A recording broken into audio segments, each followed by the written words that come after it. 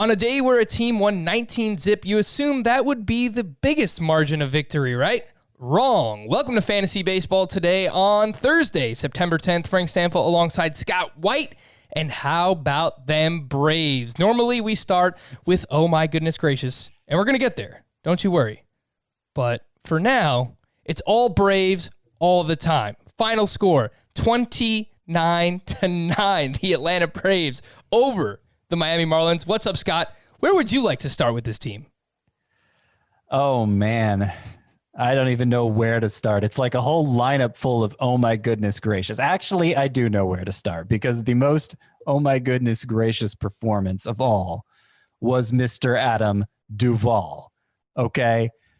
Remember how when Adam Duvall had that 3-homer game, about a week ago, we talked about how he might be useful for power, but you're not.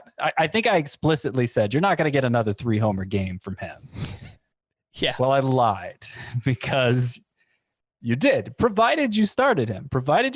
He hit 3 home runs in this 29-9 route. He drove in 9 runs, scored 5 times, even chipped in 2 walks. It was a lifetime. Once in a lifetime performance, I would say, except, he had something similar a week ago. He's now up to 8 home runs in his past 8 games. He has 13 home runs on the season. And I got to tell you, Frank, I'm in a mighty fine mood today because I did not have the foresight of this particular thing happening. That was not something that crossed my mind. And yet somehow, some way, I ended up starting Adam Duvall in 6 of my leagues this week. 6. What? Yeah, as the Joker would say, 6. Are you serious? Yes. 6. Every single mixed roto league I'm in. 2 15-teamers, 2 12-teamers, including Tout Wars and TGFBI. I started him in my big, important 24-team Dynasty League. I got a lot of Adam Duvall this week. I think I had 1 share of Adam Duvall last week.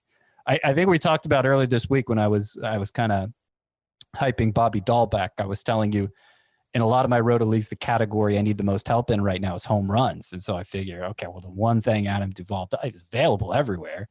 Like, I need cheap home runs. That's the one thing this guy does. 5 outfield spots to fill. Let's fill one of them with him.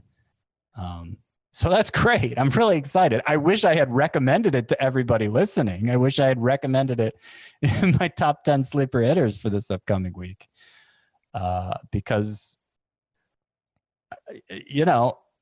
I'm gonna at the risk of making the same mistake, I'm gonna say this isn't gonna happen again for Adam Duvall. He's twice been a 30-homer guy in the majors, and so there's definitely the potential he gets hot and hits a lot of home runs in a short period of time. He does basically nothing else. He's outperforming his StatCast measures now. His batting average up to 272. I mean, he's not going to sustain a 272 batting average, so keep that in mind. But if you're in the same position I am, I know a lot of good it does you now, but maybe there will be more home runs. If you're in the same position I am and you need help in that specific category, that's where I think Duvall is useful. And I'm just fortunate that that's the category I needed help in this week. Yeah, and you said that he's available everywhere, and that's pretty much correct. 28% rostered on CBS, so I'd imagine a lot of 12-team leagues where he is available, and typically in his career has hit better against lefties than righties. This season, he has an 844 OPS against right-handed pitching and 860 OPS against left-handed pitching, so he's held his own, and he's pretty much playing every day for the Atlanta Braves, has started 9 of the last 10 games. So, Scott, let me ask you, if you want to add Adam Duvall, then you have to drop someone for him. Would you be willing to drop Austin Meadows, who we spoke about yesterday, for Adam Duvall? I don't think so. Like I said, I see him as a category specialist, basically. So he's not like a must roster player because of this. No. I I mean, would you disagree? No, I don't think that he needs to be owned in 3 outfielder leagues, head-to-head points leagues. He still strikes out a ton. But I could see owning him in all 5 outfielder leagues. Yeah, right. I mean, at this point, like, somebody in your league needs him in a 5 outfielder league, I'm sure, even if you're not the one who needs help in the home run category. But that's really the only way I see him helping going forward. And, maybe in conjunction with that, he helps in RBI too. But I don't suspect he's going to help you in batting average from today to the end of the season or in runs scored, because he's not a high on base guy. He bats in the lower third of the lineup. That's not really on the table. Obviously not a steal source. So it's just home runs, maybe RBI, or maybe he goes ice cold and he gives you nothing. But if you're trying to catch up in a category for free, and specifically in the home run category for free, I feel like he's one of your best options for doing that. All right, the rest of the Braves, they scored 29 runs. How did they do it? Ronald Acuna had 3 hits, a home run, 3 RBI, and 3 walks. Just like that, he is up over a 280 batting average. Got off to a bit of a slow start. Freddie Freeman, 3 hits as well, a home run and 6 RBI. Dansby Swanson, 3 hits and 5 runs scored. Ozzie Albies returned to the lineup for the Braves. Here's the catalyst. They just missed Ozzie Albies, my guy. They hit him 8th. So, of course, he got 6 at-bats. I mean, 3 hits, a home run, and a stolen base for Ozzie Albies. Really nice return there. And how did they score all these runs? Who did they score all of these runs off of? Not great, Bob. Oh, my goodness gracious. How about Pablo Lopez? That's a big old yikes. And it seems like Pablo Lopez is good for at least one of these blow-ups every single season. We've referenced this before. Last year, he had the 10 earned run game against the New York Mets. How about 1 2/3, 4 hits, 7 earned, 4 walks, back-to-back subpar, not even subpar, pretty bad starts for Pablo Lopez here. And not that it's fantasy relevant, but I did want to mention his teammate Jordan Yamamoto in relief. 2 2/3, 11 hits, 13 runs allowed. Yeah, Lopez was not the worst pitcher in that game. Scott, are we dropping Pablo Lopez? Where are we at? No, I mean, look, we talked about it yesterday. He did not look like a good start for today against this Braves lineup. I don't think any of us were anticipating anything quite this bad, but it just seems like he ran into a buzzsaw. Like I said, Jordan Yamamoto was no match for them either. Really, no pitcher the Marlins threw at this Braves lineup was able to stop the bleeding. And look, even after it's been 2 bad starts in a row for Pablo Lopez. His ERA has gone from 2.10 to 4.50 over his last 2 starts. And yet his updated xFIP, even with the numbers from today, is 346, which is a pretty darn good xFIP. I mean, that would put him pretty high on the leaderboard if it was a full season leaderboard. Obviously, there's some skewed stats at this in this short season. So he still looks pretty good, even though the past couple of starts have gone well. I think this is strong indication he's not a must-start pitcher if you were treating him as such. Hopefully you weren't. So it looks like he's going to have a 2-start week next week. Lovely. The Marlins have 9 games next week, and his first start is expected to come against the Phillies. The second one will either be Boston or against the Nationals. So you might not want to drop him yet because he has those 2 starts. I still think that it's a slam dunk to start him in a points league. Okay. Categories league, that's a little scary. You might have to weigh how much help you need in wins and strikeouts versus ERA and WHIP. But in points leagues, I think he's still automatic in a 2-start week like that. Somebody asked me on Twitter, Scott, if I would drop Pablo Lopez for any of these names: Spencer Turnbull, Seth Lugo, or Sandy Alcantara. Ooh, well, definitely not Turnbull, but the other 2 are interesting. The other 2 might be better than Lopez. I actually said I would do it for Alcantara, and I wanted to ask you because now I'm kind of like second-guessing myself. I think the most exciting of those 3 is actually Lugo. And he did go 5 innings his last start. I can't remember what the pitch count was, obviously converting from the bullpen to the rotation for the Mets. And it just seems like the stuff is held up very well with that transition. And he's been untouchable as a starter, brief though those starts were. And but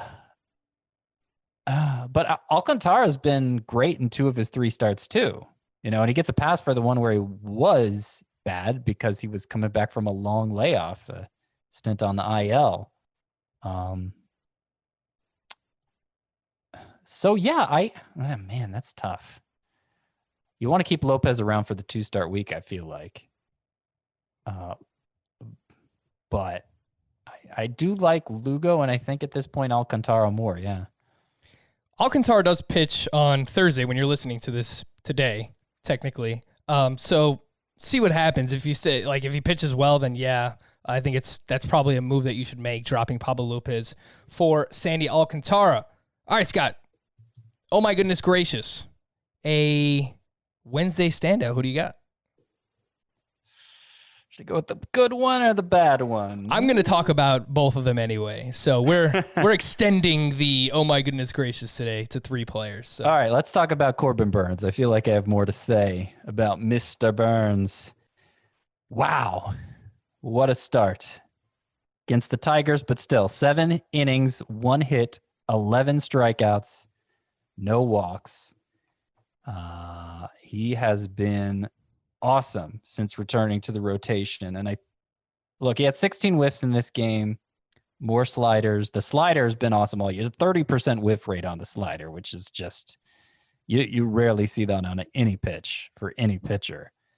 30% whiff rate on one like that. So if he's going to keep throwing that slider to that extent, I mean, there could be some really sunny days ahead for Corbin Burnes.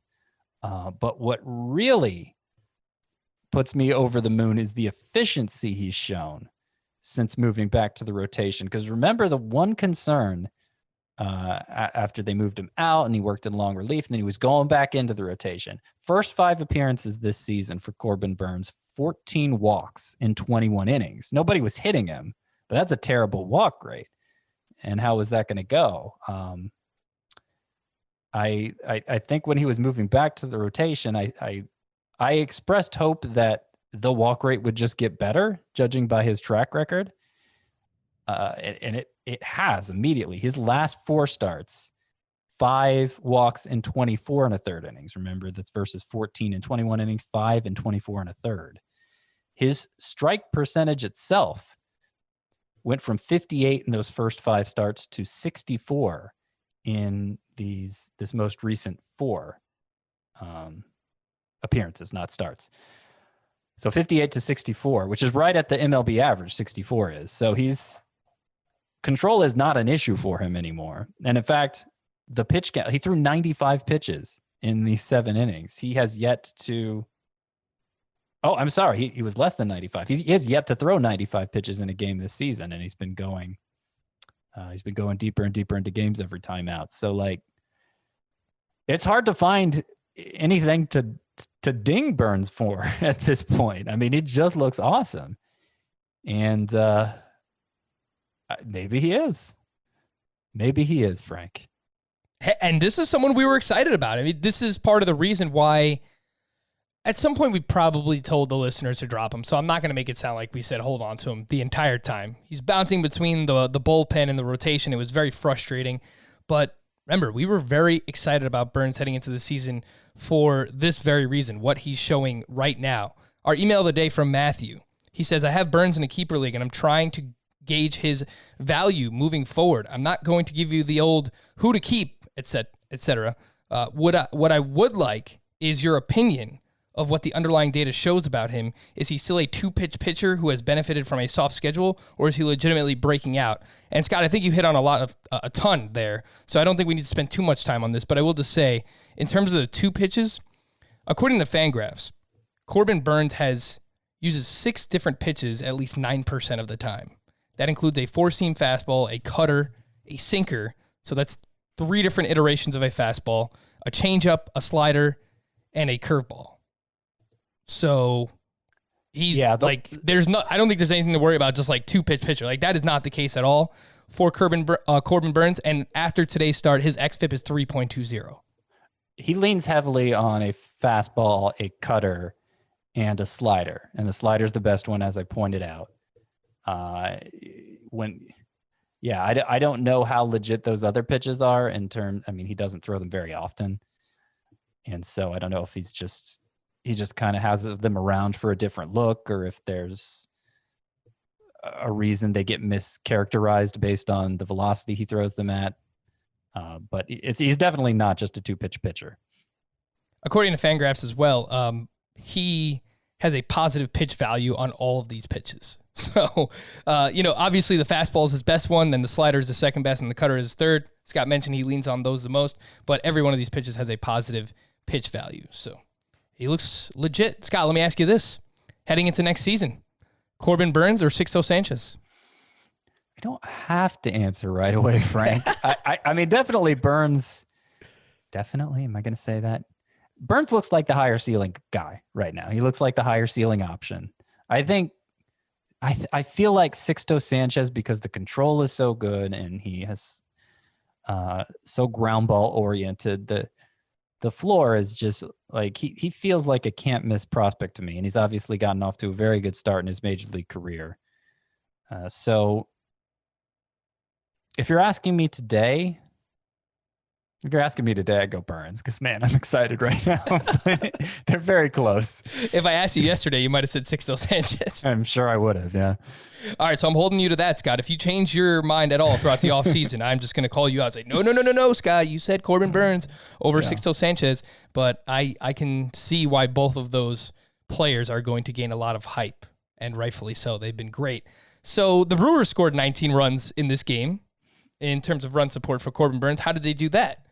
Well, that came on Matthew Boyd, a.k.a. Dr. Jekyll and Mr. Hyde. 3 innings, 8 hits, 7 earned, 4 walks, 2 home runs allowed. He was back to the same old Matthew Boyd. What do I have to say about this? He gone, and he gone, and he gone. He gone, Scott. We're dropping Matthew Boyd everywhere. Yeah. I think that's fair. If it's going to go this poorly, when it goes bad, an encouraging 3-start stretch isn't enough to stick with him. And the changeup I was crediting for the turnaround, I mean, he threw it 24% of the time in this one, and it didn't matter. It's a bad lineup he was facing, that Brewers lineup. Gave up 2 home runs in his 3 innings, 8 hits, 4 walks. Where did that come from? Yeah, it's I don't think I can't imagine him doing anything that makes me trust him again this season. Shout out to Eric Cross on Twitter too. He does fantastic work with Fantrax. He pointed this out. Worst ERAs since June 1st of 2019, at least 150 innings pitched. Matthew Boyd has a 5.93 ERA since then and has allowed 2.52 home runs per 9. That is the worst since that span. So have no problem dropping Matthew Boyd. I'll just throw a few names your way. Say yes or no, whether or not you would drop Boyd for these guys. Tony Gonsolin. Yes. Trevor Rogers. Yes. Dane Dunning. Yes. Dean Kramer. Yeah. Tyler Mahle. Oh, yeah. Tariq Skubal. I'm less enthusiastic about this one than those others, but I don't see why not. I mean, his last start was good. Maybe he's trending the right direction. Yes, and Tariq Skubal pitches on Thursday as well, so let's see how he does. Davy Garcia. Yeah, that could have been, oh my goodness gracious, if there wasn't so many other things going on today. He had a very strong performance for the Yankees, so I would be happy to drop Boyd for Davy Garcia. Don't look now. The Bronx Bombers are back. Last name I'll ask you about, Keegan Aiken. Would you drop Boyd for Keegan Aiken? I don't care enough about Keegan Aiken to do that, but I would not miss Boyd if you wanted to do it. News and notes. Rowdy Tellez was placed on the IL with a knee injury Wednesday and is expected to miss the rest of the regular season. Christian Javier won't start during the 2-game series against the Dodgers this weekend, so if you were depending on a 2-start week, it's not happening, which is unfortunate. Justin Verlander threw a through 50 to 55 pitches in a bullpen session on Wednesday. He is still without an official timetable. Jameson Taillon threw 25 pitches at the Pirates' alternate training site Wednesday. He's not going to return this season. But Scott, any interest in picking Jameson Taillon up in a keeper league where, maybe you can keep him for like a last round pick if you just pick him up now? I love it. I have him stashed away. Granted, it's a 24-teamer. But I think there's a very good chance he's like a top 40 pitcher next year. And if you can keep him for next to nothing, it's going to be good for you. Top 40. I like the sound of that. I used to be a huge Jameson Taillon fan. He's only 8% rostered on CBS. So again, if you can pick him up and keep him for cheap or nothing. I don't know how deep I want to go into Taillon analysis today, but he's a guy whose secondary arsenals always look great, and he just didn't throw it enough. Like, pitch selection issues, as a lot of Pirates pitchers had. So tell me about it, Joe Musgrove. Yeah. So if we don't know if he's going to be back to full force coming off Tommy John surgery, of course, but if he is, I think it bodes well. Mitch Keller threw 43 pitches over 3 innings during a live batting practice session on Wednesday. He could return very soon. Steven Piscotty received a cortisone shot in his wrist and will be unavailable for at least a couple days. Ketel Marte was placed on the 10-day injured list with left wrist inflammation. Quite a disappointing season here from Ketel Marte, right, Scott? Yeah, I mean, obviously this has the potential to be a season ender. It won't necessarily be, but only 1 home run, I think he hit. I think it's maintained 2. a high batting average, but the batted ball profile looked a lot more like 2 years ago than last year. It doesn't necessarily mean anything, and as bad as second base has been on the whole, he'll probably still be top 5 going into next year, right? I don't know. 2 homers this year. His batting .290, barely walking. His ISO went from 264 last season to 117 this year, so it's even lower than where it was at in 2018 when he had a 177 isolated power. Right. Again, that is Ketel Marte. It seems like he might have been one of the beneficiaries of the juice ball, but it does seem like he might have been, but I don't think we can say that for sure. And like I said, how many second basemen are you ranking over him? I don't think Altuve's done anything this year to warrant ranking over him. Brandon Lau, who looked that way at first, has crashed hard over the past few weeks.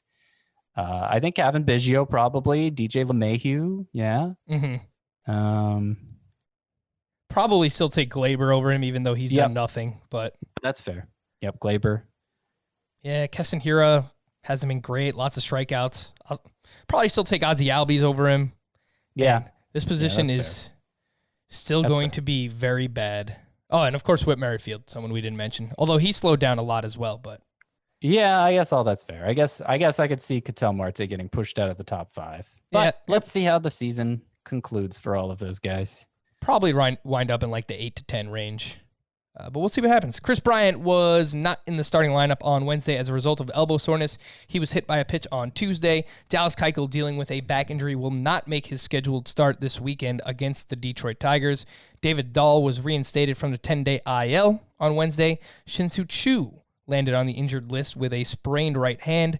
Danny Santana underwent surgery on his right elbow and is expected to require about 8 months to recover. That brings us to like May or potentially June, so see what happens there. Assuming he ever contributes anything worthwhile in fantasy again, which I think is very much an open question. Yeah, he looks like one of the legit one-hit wonders from the 2019 season.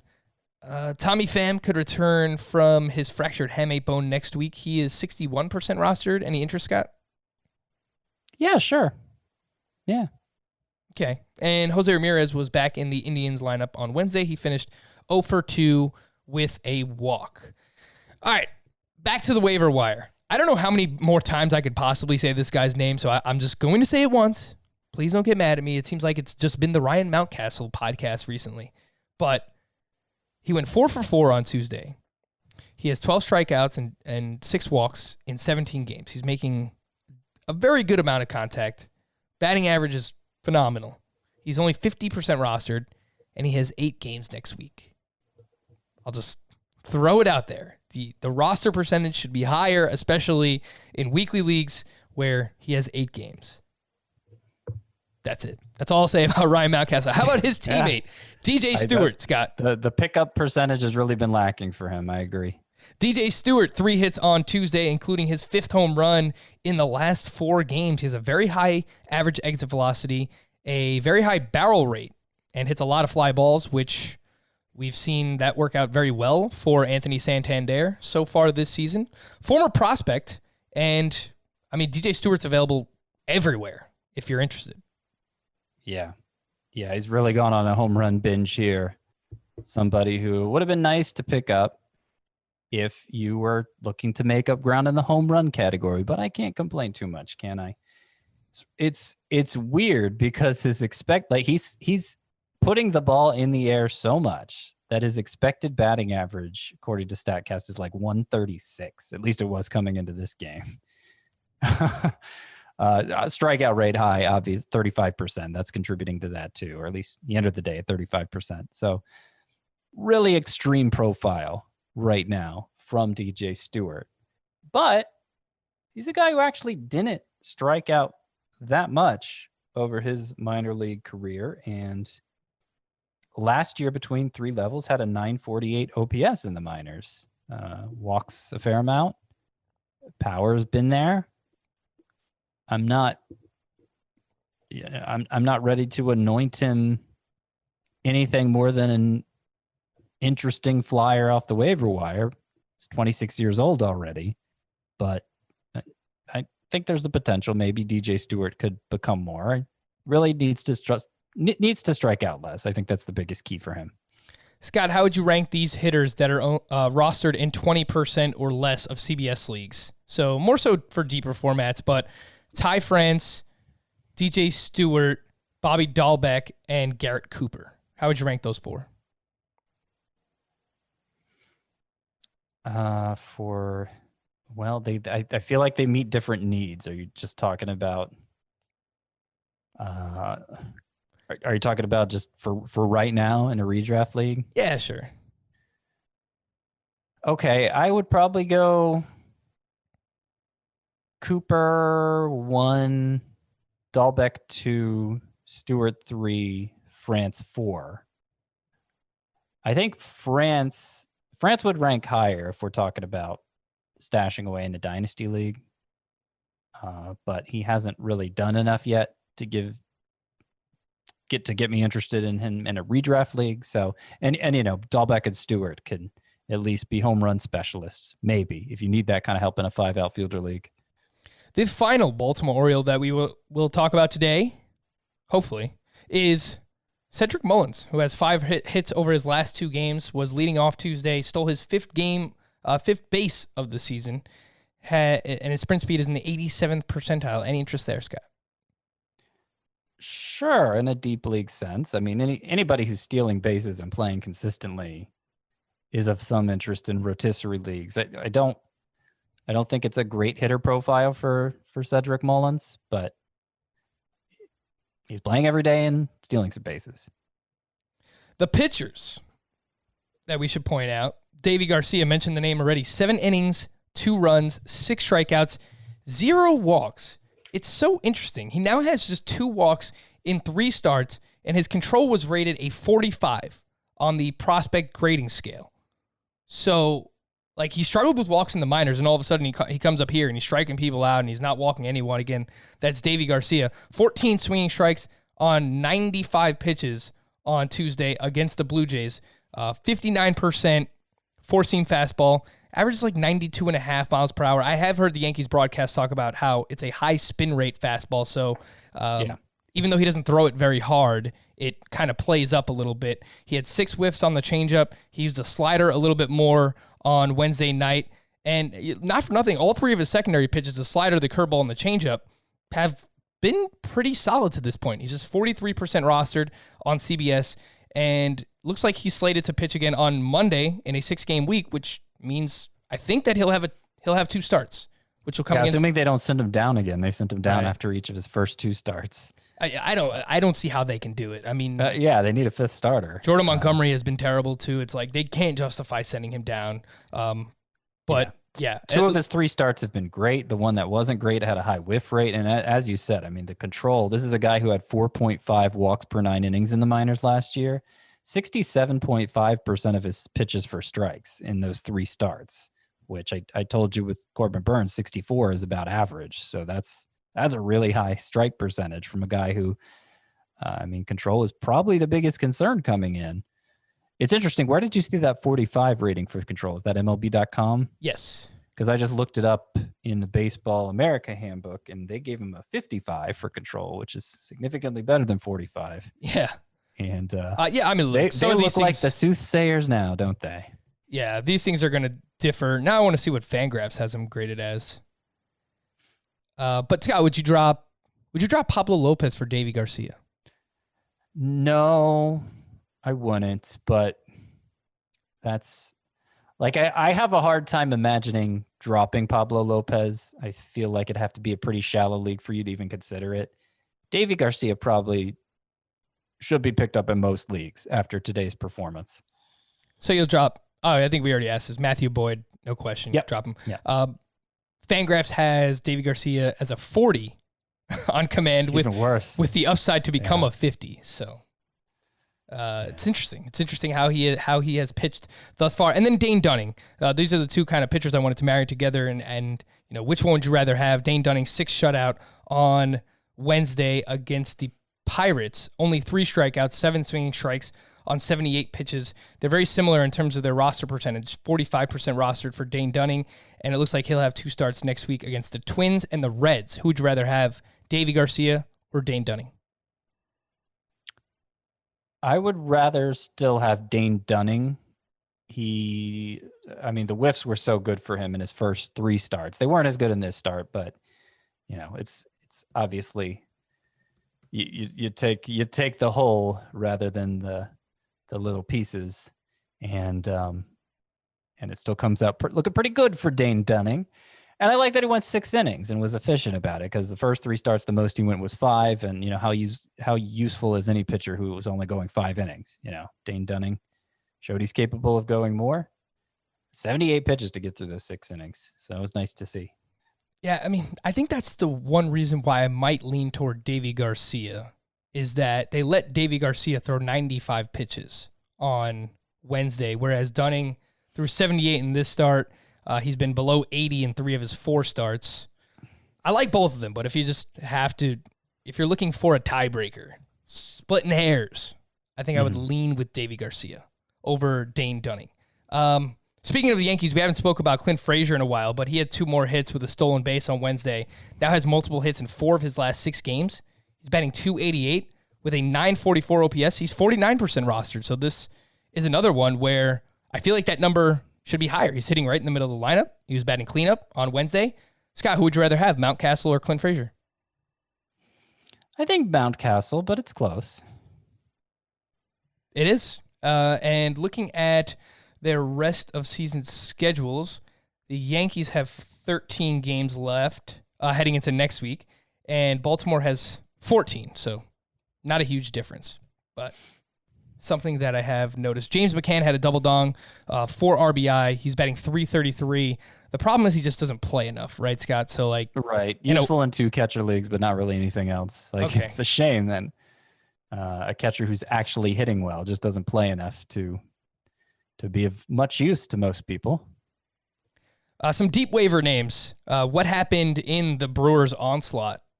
They scored 19 runs. How did they do it? Jed Jerko, Nando DeFino favorite, double dong with had 2 home runs in that game. Ryan Braun had 3 hits, a home run, and 3 RBI. Luis Arias had 3 hits and 5 RBI. And a gentleman named Tyrone Taylor, who is a top 30 prospect for the Milwaukee Brewers, had 4 hits, including his first career home run, and 3 RBI. Jerko, Braun, Arias, Tyrone Taylor. Any interest in deeper redraft leagues rest of season, Scott? Not really. No. I mean, Jerko has 7 home runs and an OPS over 1,000 now, but the data doesn't look particularly good for him. It doesn't look like he's made some big leap. I guess he's hitting the ball a little harder, but striking out a ton. Yeah, I'm not really moved by Jed Jerko here, and the playing time hasn't been super consistent for him. Maybe it'll be a little more now that Smoke is gone, but I don't think he's going to play regularly enough. Let's see how much more playing time Tyrone Taylor gets, because he's been up for a while now. This was only the second game he started. He was a pretty highly regarded prospect several years ago and just kind of fell off. A guy who has some power, has some speed, didn't strike out much in the minors. A lot of infield flies, and so the BABIP was never what you expect to see for a quality minor league hitter.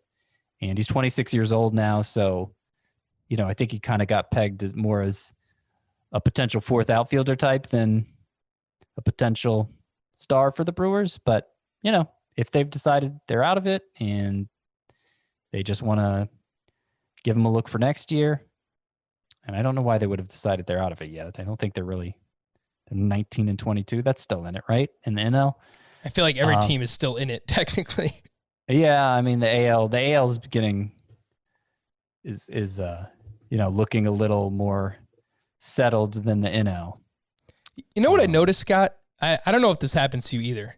I mean, because we're just so player oriented here on the show, like focusing on fantasy, I realize at times that I don't even know what's happening in real baseball. Like, I don't know what the standings are. I don't know like who's leading the playoff race or like the wild cards. It's like half the time I'm just only focusing on players and their performance that I just don't even know what's happening in real baseball. And I'm like, how is this possible? Like I host a baseball podcast.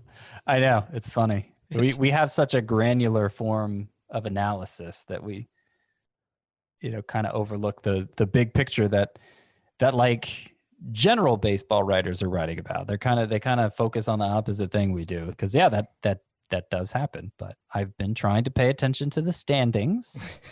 And there are 8 teams in the AL right now that, let's see I don't know who comes up with the percent chance of making the playoffs, but there are 8 teams with a 90% chance or better, which means it's basically decided.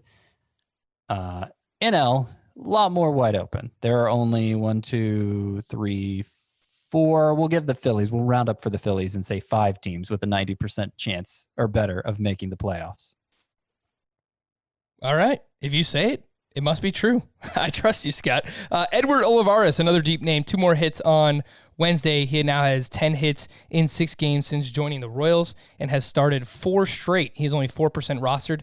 The only problem, the Royals only play 5 games next week. So I think this is really just a name to look at in deeper roto leagues, 15-team leagues or deeper. I think that makes sense. And then Luis Garcia, not the shortstop prospect for the Nationals, a pitcher for the Houston Astros. A top 20 prospect in their organization, apparently. 5 shutout on Wednesday against the Oakland A's, 4 strikeouts, 11 swinging strikes on 86 pitches, and his minor league career is pretty damn good. 54 games, 32 starts, so he's bounced around as a reliever and a starter. Again, this is Luis Garcia of the Astros. 2.50 ERA, 1.17 whip, 284 strikeouts, over 205 innings pitched. He's just 2% rostered. Anything there, Scott? It was 13.9 K per 9 last year for this Luis Garcia. And it was at A-ball. He didn't advance past A-ball. So, he's made kind of a big leap here as like Chris Bubich of the Royals has. Really good changeup. I'd say he's worth monitoring. I'm not rushing out to pick him up after one good start. This was his first start, right? He had a long relief appearance earlier. Yeah, he had one other appearance where it was like 4 1/3. I'm not sure if that was a starter. Yeah, I'm not sure either. Double check that. But you got to click on the right Luis Garcia. Yeah, no, I think he's worth monitoring him. I think he's worth monitoring, but I don't think it's a rush out and pick him up right away situation. All right, here's the schedules how things are lining up for the final 2 weeks, if you're looking ahead and trying to figure out who plays the most games for the rest of the season. Again, that's not including the rest of this week. It's just for the final 2 scoring periods in fantasy baseball. The St. Louis Cardinals lead all teams. They still have 18 remaining games. The Marlins, the Pirates, and the Brewers, they all have 16 remaining games. The Phillies and the Nationals have 15 games over the final 2 weeks, and then all of these teams have 14 games. The White Sox, the Oakland A's, the Rockies, including 6 of those in Coors Field, the Blue Jays, the Mariners, and the Orioles, these teams have 13 games.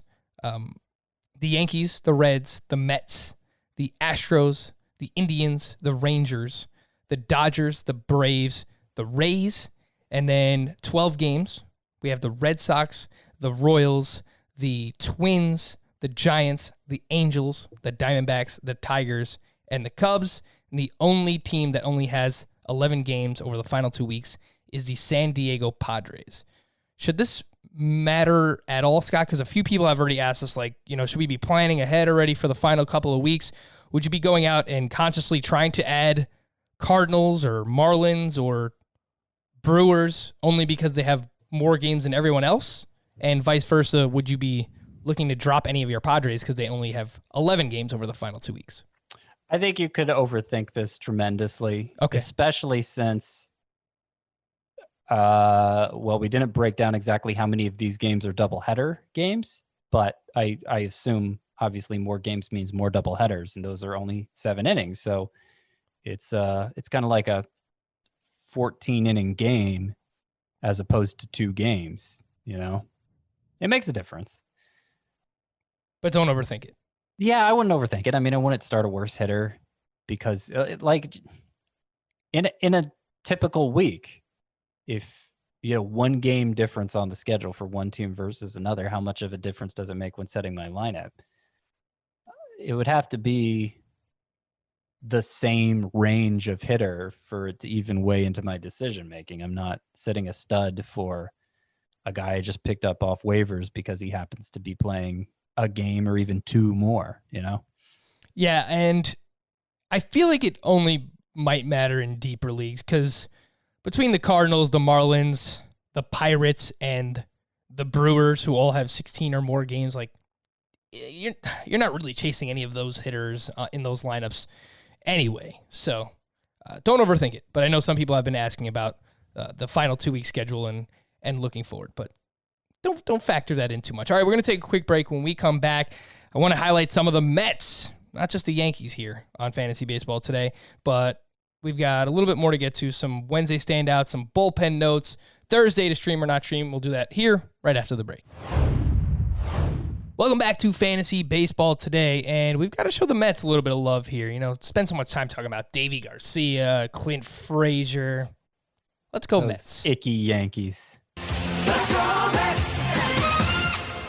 Yeah, nice little Let's Go Mets jingle there. They were awesome. Again, on Wednesday. Jeff McNeil, in particular, multiple hits in 8 of his last 11 games. He has homered in 4 straight. Pete Alonso, his first 18 games, he was batting .197 with 2 home runs and a 30% strikeout rate. His next 23 games, batting .261 with 9 home runs and a 21% strikeout rate. And then Michael Conforto, just been rock solid. Feel like we barely talk about him, but just doing his thing. His 8th home run on Wednesday. He's batting .340. Scott, McNeil slow start, coming around. Pete Alonso slow start, coming around. Michael Conforto, just consistent. Yeah, no, it's not surprising. Well, I had some concerns, I'll admit, with McNeil, whether that the power surge, the fact he hit, we looked it up yesterday, 21 of his 23 home runs came in the final 4 months last year. He had 2 in the first 2 months. And I think it was still fair to wonder which version was the real McNeil. And when he got out, it's just fascinating, the distribution of his power production, his home run production specifically the past 2 years. Because he just goes from not being a home run hitter to being a home run hitter at the snap of a finger. The really interesting one is Conforto, because he's actually not just doing his thing this year. He is better than we've ever seen him before. He's never been a great source of batting average, and yet his expected batting average is in the 90th percentile. 304 is at least what it was entering today. And, part of it's striking out less, not ridiculously so, but less. I would imagine he's hitting line drives at a higher rate. Let me see if I can find that. Yeah. I mean, at least according to StatCast, he is. He's got rates are actually different on Baseball Savant and Fangraphs. So that's why I credit the source of the line drive rate there. He's going the opposite way a lot more too. Like he looks like a guy who's maybe tried a little too hard to hit home runs in the past and now isn't. And he's still getting the home runs, but overall the package, the complete package for Michael Conforto looks like he's looking like a stud. And I do believe that this was in his range of outcomes because we've seen him maintain a 939 OPS over the course of 109 games back in 2017. That was his breakout season. He had 27 home runs in just 109 games. So, and then he had all the shoulder issues. So he came back a little bit too soon, 2018. And then, last year he bounced back, but never to the level that we saw again in 2017. And now this year, a 973 OPS. Yeah, I think this was in the range of outcomes. 412 BABIP, probably not sustainable, even with a 29.8% line drive rate. But even if he was closer to his expected batting average, around 300, this is really the best version that we've seen out of Michael Conforto. So let's go Mets. Happy that they are performing well. Scott, we had a pitcher's duel in Chicago. The Trevor Bauer revenge tour continued. His revenge against me, of course. 7 2/3 shutout, 3 hits, 10 strikeouts, 0 walks. His ERA down to 1.74, 14 swinging strikes on 112 pitches. That's the one thing is like, no matter where he's been, Cincinnati, Cleveland, they just let him go. I don't know if it's because he's just crazy and no one wants to actually like try and take him off the mound, but they just leave him out there. And then on the other side, Yu Darvish, 6 innings, 3 runs, 3 walks, 9 strikeouts. His one mistake was a 3-run home run to Mike Moustakas. Scott, would you believe this? This is Yu Darvish's first start with 3 walks since June 5th of last season. He went 26 straight starts with 2 walks or less. I do believe it because it was a major talking point in the offseason, but I am sure many listening at home or in their cars or wherever else they may be are dumbfounded by it. Yeah. Ridiculous. Yu Darvish and Trevor Bauer, both 2 of the 10 best pitchers in fantasy this season. It's going to be interesting to see what happens with Trevor Bauer, where he lands in the offseason. Does he re-sign with Cincinnati? Does he wind up somewhere else? It's going to be really interesting to see because he has, in the past, said that once he's done with the initial years of team control, dating back to his Diamondbacks days, like he's going to sign a 1-year contract every year to maximize his earnings. That's what he said. We'll see if he actually follows through on it. Because obviously he's taking on a lot more risk health-wise, with his health holding up by doing that. So he's going to be a very interesting free agent case, Trevor Bauer is. Yeah, and especially based on how he's pitched this year, 1 year, what can he make? 25? $35 million. 25, you think? More. More? You think he'll make more than $25 million in a year? Yeah. Damn. Yeah, he would get $25 million over 6 years probably. Well, $25 million per, right? So right. That's what I'm saying. Yeah. Damn. All right. Shout out to Trevor Bauer.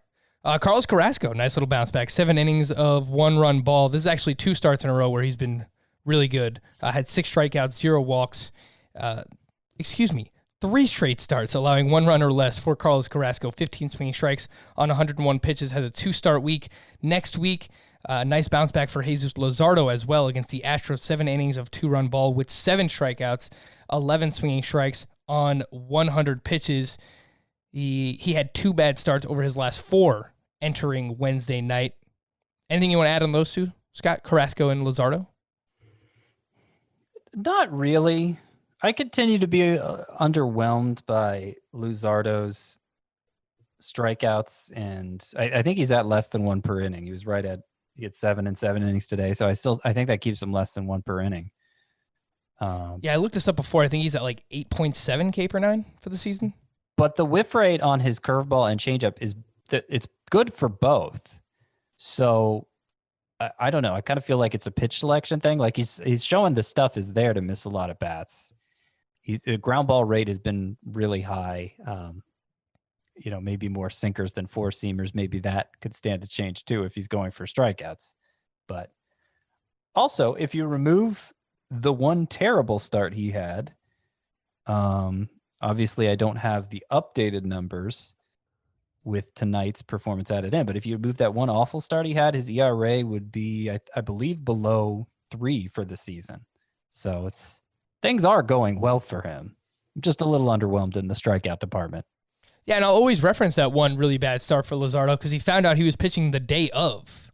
So, that was the game where Montas got placed on the IL or, just pushed back because he was dealing with back stiffness. So I don't really hold that against Jesus Luzardo. And if anyone sees the overall numbers heading into next year and they're thinking about fading him, I would caution against doing so. The last few things I did want to mention, Danny Duffy, 5 2/3 shutout with only 4 strikeouts. He is at Detroit next week, which on paper looks like a good matchup, but they're actually really good against left-handed pitching. They're like 3rd in weighted on base average against lefties this year, so keep that in mind. Happy Glaber Day. Looks like he might be coming around 2 for 5 with a home run, 4 RBI. Isaiah Kiner-Falefa, 4 for 4 on Wednesday with his 8th stolen base. He's batting .322. The only thing that sucks about this is that he will not have catcher eligibility heading into next season. Womp womp. Oh yeah, this is basically a one and done situation for Kiner-Falefa's fantasy relevance, at least in standard mixed leagues. Maybe a steal specialist next year. I don't know. Clayton Kershaw, bruh, just took you in the second round of our 2021 mock. What's going on? 5 innings, 4 runs, 3 of those earned, only 3 strikeouts at Arizona. It's supposed to be a good matchup. Boo! Boo this man, Clayton Kershaw. Zach Davies, another quality start against the Rockies. 6 innings, 3 runs, 8 strikeouts. The ERA is now 2.48. 3 runs or less in all 8 starts this season.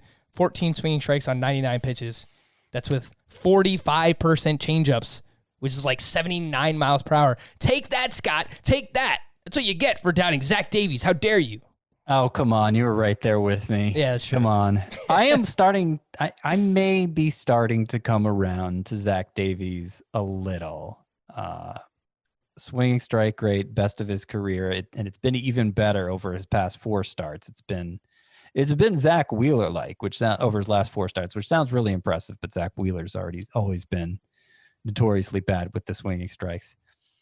I don't know. The xFIP for Zach Davies is just around 425 at this point, which is not terrible. It's not great, of course, but it's not terrible.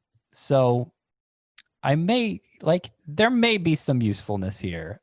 I just don't know that I'm going to come all the way around fast enough for it to be of any benefit to anybody this year. I'd still rather stay away, I think. Scott, if it were like May, if it was mid-May and we were, 2 months into a normal season, I would be yelling at people to sell high on Zach Davies if you can just get anything for him. So I'm right there with you. I'm not going to take anything away from the guy. He's changed up the pitch mix this year. He's pitching really well. As Scott mentioned, his xFIP and his Sierra is up over 4. So I don't think that it would actually be sustainable over a full season. Some bullpen notes. Greg Holland was back for more on Wednesday, this time as the closer. He picked up his 3rd save of the season. Josh Stallmont was used in the 8th. Jesse Hahn was used in the 7th. Edwin Diaz nailed down a save in a 1-run game for the Mets. And just like that, his ERA is 1.89. Raisel Iglesias had a clean save. Trevor Rosenthal picked up another save for the San Diego Padres. Ryan Presley recorded just 2 outs, allowed a run in the 9th in a tie game, which means he took the loss. The name, I guess, to pay attention to behind him, I just feel like they're going to ride it out with Presley. But Enoli Paredes is someone who has pitched quite consistently in the 8th inning. The numbers are not terrible for him either. And then Kevin Ginkel allowed 2 runs, one of which was the runner that starts on second base. So that was an unearned run, but it's kind of been a mixed bag from Kevin Ginkel. Anything you want to add there, Scott, specifically on the Astros or Diamondbacks? Yeah, I'm not really worried about Presley. He's actually been great since basically from the third game of the season on. He's allowed a total of 4 earned runs, including this game. So I think he's fine. Yeah, I mean, Rosenthal's the guy, right? It sure looks like Rosenthal's the guy. He was acquired a week and a half ago, and this was only the second time he's been able to put it to the test to see who the Padres go to in a save situation. And both times it's been Rosenthal, with Drew Pomeranz consistently working more of a setup role. So that's good. Thursday, to stream or not to stream, the must-starts that I have here: Garrett Cole versus Baltimore, Jack Flaherty versus the Detroit Tigers, Dylan Bundy versus the Rangers, Aaron Savali versus the Royals, and Sonny Gray at the Cubs. Scott, would you start Chris Paddock at home against the Giants? I can't believe that we're at this point, but I don't think he's a must-start pitcher. I don't think so either, and the Giants have scored a lot of runs this year. I still think I'd do it. How about Dustin May at Arizona? Yeah. On the other side, Madison Bumgarner going up against the Dodgers. No way. Keegan Aiken at the Yankees, who has made 2 solid starts against the Yankees. I don't care about Keegan Aiken. Enough with the Keegan Aiken. It's a really hard name to say, first of all. Keegan Aiken. What did he ever do to you, Scott? Come on. I don't know. Keegan Aiken. He's got to do a lot more to me to raise my interest. Tariq Skubal at the Cardinals. That sounded weird too. No, I want it. Jordan Zimmerman at the Cardinals. Jordan Zimmerman, really? No. Jose Urquidy at Oakland. Didn't get great results his first outing, and he's still stretching out, so no. Sean Manaea versus the Astros. He's been okay recently, but no, I'd rather not. How have the Astros been against lefties? They're 7th and weighted on base average. Yeah, probably wouldn't do it either. Kyle Gibson versus the Angels. Nope. Brady Singer at Cleveland. Nope. Josh Fleming versus the Boston Red Sox. Nope. Jake Arrieta at Miami. Nope. Sandy Alcantara versus the Phillies. Yes. Oh, we finally found one. And Adbert Alzolay against the Reds. No, thank you. Well, thank you, Scott. And that'll do it here on the show. Thank you all for listening and watching on the Fantasy Baseball Today YouTube channel. He is Scott. I am Frank. We'll be back again tomorrow. Bye-bye.